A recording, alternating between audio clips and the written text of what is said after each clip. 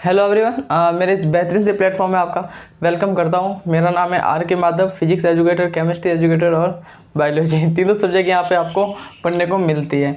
देखो, आज मैं बायोलॉजी के बारे में बताने आया हूँ कि बायोलॉजी को किस ढंग से पढ़े, क्या क्या है कि आपकी रणनीति होनी चाहिए बायोलॉजी को पढ़ने की, तो वो मैं आपको बताने जा रहा हूँ, जिससे आप 360 से 360 स्कोर कर सकते हो। पहली बात ऐसे बताओ, अगर मेरे चैनल पे अगर आप नए हो तो प्लीज़ उसको सब्सक्राइब, लाइक, शेयर जो भी है कर दो। और मेरे टेलीग्राम पे चैनल पे जुड़ जाइए, ताकि वहाँ पे आपको डीपीपी और सभी विद टेस्ट वगैरह सभी डीपीपी होती है। और जैसे ही डीपीपी पूरी होती है या फिर हर चैप्टर खत्म होता है, उस हिसाब से मैं वहाँ पे डीपीपी अपलोड करता हूँ। उस हिसाब से फिर वहाँ पे जो भी उस डीपीपी में जो डाउट है वो मेरे इस चैनल पे वीडियो सॉल्यूशन आपको मिल जाता है। तो सबसे पहले बायोलॉजी की जो क्या रणनीति होनी चाहिए वो मैं आपको बताता हूँ। देखो, बायोलॉजी ना सेल्फ कर सकते हैं या नहीं कर सकते। पहला पॉइंट तो बात यही है कि क्या सर बायोलॉजी को मैं सेल्फ करूँ ताकि मेरे 360 स्कोर हो जाए बायो में। क्या मैं बायोलॉजी को सेल्फ करूँ या नहीं करूँ, यस या नो? तो देखो, बायोलॉजी को सेल्फ अगर आपको 360 में से 360 चाहिए ना, तो है नो। अगर आपको 360 में 360 चाहिए अगर बायो में, और आप बोल रहे हो मैं सेल्फ करूं, तो नहीं है भाई, नहीं हो सकता। क्या नहीं हो सकता?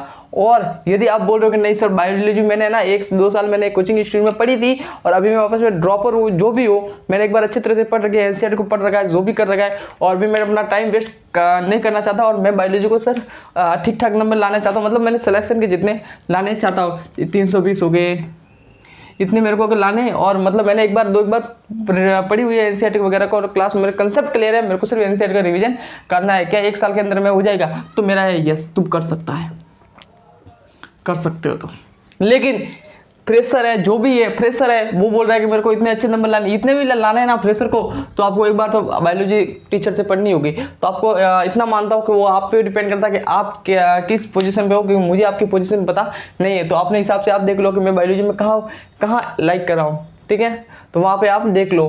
तो मेरा तो यही मानना है कि नहीं, आप एक बेस्ट टीचर से पढ़ो, ठीक है? जो भी मैं यहाँ पे पढ़ाता ही हूँ, ठीक है? बेस्ट टीचर से पढ़ो, आपको मिल जाएगा, ठीक है? ये हो गया। अभी दूसरी अगर मैं बताऊँ, क्या सर क्लास का मैंने आपको बता दिया कि क्लास किस हिसाब से आपको लेनी है, कि आप कहाँ अप्लाई कर रहे हो, वहाँ पे लाइक कर दो, उस हिसाब से आपको लेनी है। फिर दूसरी अगर मैं कहूँ, क्या मैं एनसीईआरटी को पढ़ूँ, एनसीईआरटी को किस ढंग से पढ़ूँ? बहुत सारे बच्चे बोलते हैं एनसीईआरटी को कैसे पढ़ना है सर, टीचर तो बोलते हैं कि एनसीईआरटी को पढ़ना कैसे है, वो मैं आपको बताऊँगा एक्चुअल में एनसीईआरटी को कैसे पढ़ना है। देखो, एनसीईआरटी को पढ़ना कैसे पता है? जैसे कि आप मान लो आपने क्लास ले ली टीचर से, हाँ सर ये क्लास ले ली, फिर एनसीईआरटी पे आए, क्या फिर एनसीईआरटी पे आए, फिर वो पॉइंट आपको लाइक करने, वो पॉइंट आपको नोट करने जो क्लास ने करवाए, क्या क्लास ने करवाए, और एनसीईआरटी में नहीं है। ऐसे कोई पॉइंट है? हाँ है। और क्या वो किस उसमें आया? देखो, वो किस उसमें आया भी नहीं होगा। तो ऐसा तो हो ही नहीं सकता कि क्लास ने जो टीचर ने कराया वो एनसीईआरटी में नहीं है। और आपको यदि बहुत इंपॉर्टेंट लगता है कि भाई वो एनसीईआरटी में बहुत आपको अच्छा लगता है और क्लास में भी करवाया, तो पता है एनसीईआरटी की जो जगह होती है ना, इसके बीच यहाँ पे किस में होता है, यहाँ पे जगह खाली होती है, तो वहाँ पे उस पॉइंट को लिख लो, जो भी डायग्राम वगैरह उस हिसाब से बनाता है टीचर, तो वो यहाँ पे लाइक कर दो।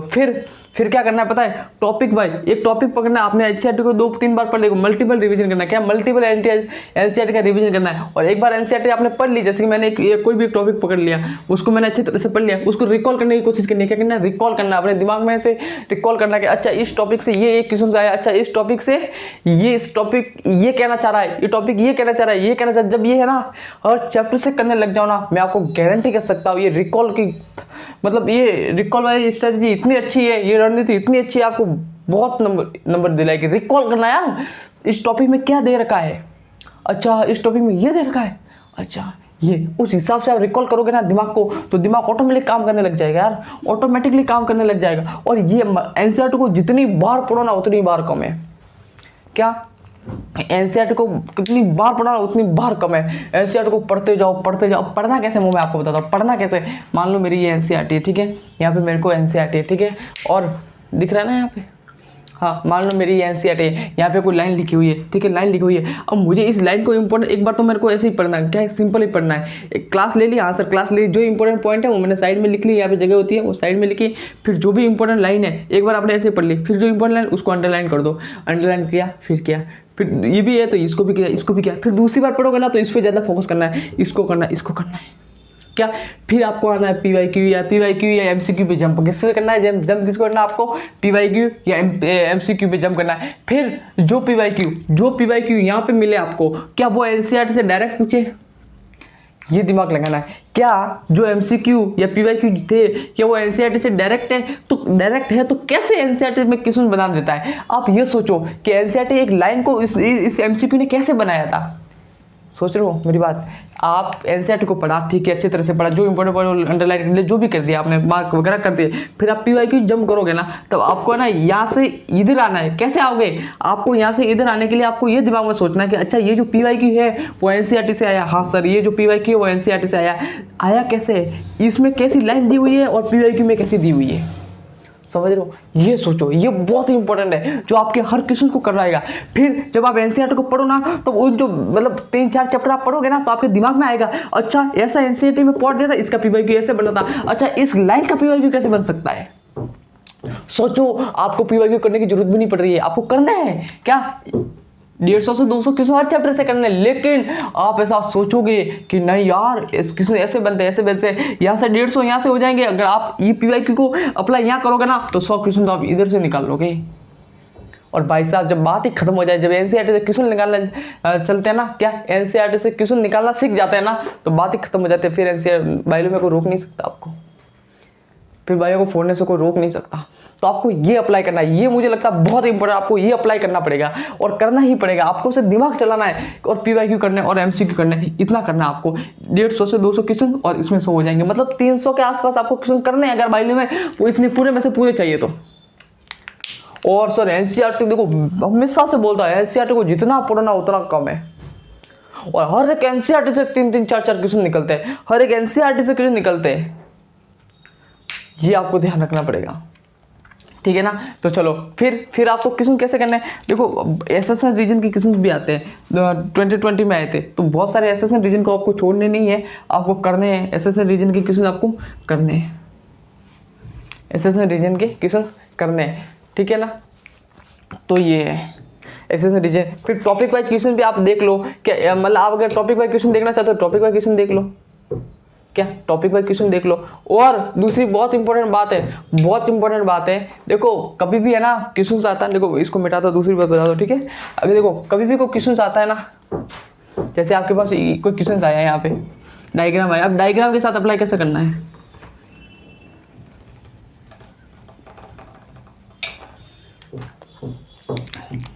यहाँ पे कोई डायग्राम है, कोई भी NCERT का यहाँ पे डायग्राम है। देखो डायग्राम है ना, देखो कभी कभी क्या होगा पता है क्या, कभी कभी क्या होगा NCERT में ना, ऐसे मान लो ऐसे कोई डायग्राम है, ऐसे कोई फिजिक्स का ऐसे डायग्राम है, तो ये NCERT में यहाँ पे मेंशन नहीं होगा, क्या ऐसे नहीं होगा। जैसे फिजिक्स में मान लो, तो यहाँ पे NCERT में ये मेंशन नहीं होगा कि ये त्रिभुज है, इसकी कितनी भुजा है, ऐसा दिया हुआ नहीं होगा, इसकी कितनी डिस्टेंस है, ये दिया हुआ नहीं होगा। लेकिन NCERT में मेंशन होगा। ऐसे बहुत सारे बायोलॉजी में ऐसे डायग्राम है जो NCERT की लाइन में डायग्राम नहीं है, वो डिफाइंड नहीं है, नोट नहीं है, लेकिन उसके डायग्राम में वो नोट है। तो आपको डायग्राम का भी ध्यान रखना पड़ेगा कि इसका डायग्राम कैसा है, इसका कैसा है, समझ रहे हो। ये होता है एक डायग्राम से भी क्वेश्चन आता है। मैं लेके आऊंगा कितने डायग्राम से कितने क्वेश्चन आए, वो भी मैं आपको बताऊंगा।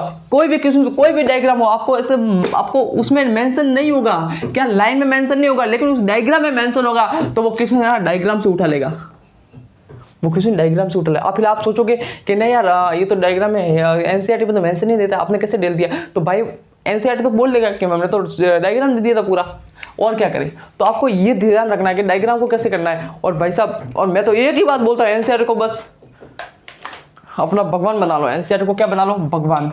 NCERT को क्या बना लो, भगवान। दूसरा पॉइंट, और ये सबके पीछे जो मुझे ऐसा लगता है ना कि इस सबके पीछे जो मेन रीजन है ना, वो है कंसिस्टेंसी। क्या कंसिस्टेंसी, इस सब के पीछे एक ही चीज़ है, वो है कंसिस्टेंसी। आपकी है ना कंसिस्टेंसी होना चाहिए, मतलब ये काम आपको रोज करना पड़ेगा। एक दिन करने से कुछ नहीं होगा, आपको रोज करना पड़ेगा और रोज मेहनत करनी पड़ेगी। एक दिन मेहनत से बायो में स्कोर नहीं किया जा सकता। क्या एक दिन मेहनत से आपको बायो में स्कोर नहीं किया जा सकता। और मैं तो उससे बोलता हूँ हर दिन, मतलब देखो। और दूसरी बात, और एक मैं कैसे करता हूँ, देखो क्या करना पता है आपको। क्लास चलती है, ठीक है, आप मान लो मेरी क्लास ले लो, क्लास ले रही।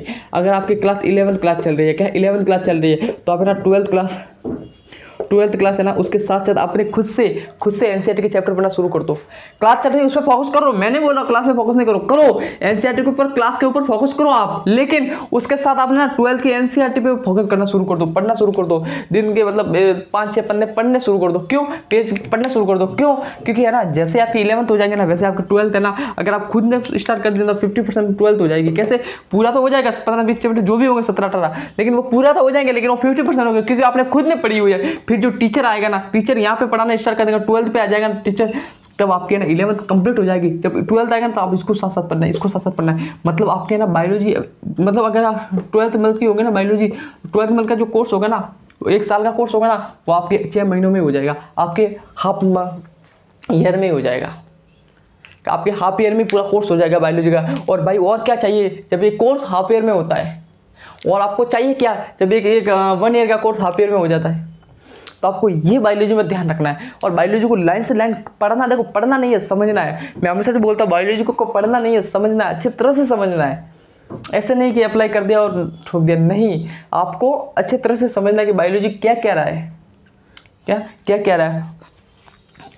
और मुझे बोल रहे हैं कि सर वो हिंदी मीडियम वाले, तो इंग्लिश मीडियम वाले का तो सब होशियार ही है। क्या? इंग्लिश मीडियम वाले तो सब होशियार ही है। अभी सर हिंदी मीडियम वालों के लिए कौन सी बुक है सर? नीट की हिंदी मीडियम वालों बच्चों के लिए कौन सी बुक आप अप्लाई करें? देखो, मुझे ऐसा लगता है हिंदी मीडियम वालों की जो बेस्ट बुक है, देखो पीवाईक्यू तो करने, सबको करने, हिंदी मीडियम चाहे इंग्लिश मीडियम को, कोई भी करने, आपको पीवाईक्यू तो करने ही पड़ेंगे। क्या? आपको पीवाईक्यू तो करने ही पड़ेंगे। अगर आपको इंग्लिश मीडियम से हो तो दिशा की एक बुक आती है इंग्लिश मीडियम वालों के लिए, बायोलॉजी के लिए। क्या? दिशा की एक बुक आती है इंग्लिश मीडियम के लिए, दिशा की एक बुक आती है। और अगर हिंदी मीडियम से हो तो आपको है ना एक MTG आती है, MTG फिंगरप्रिंट।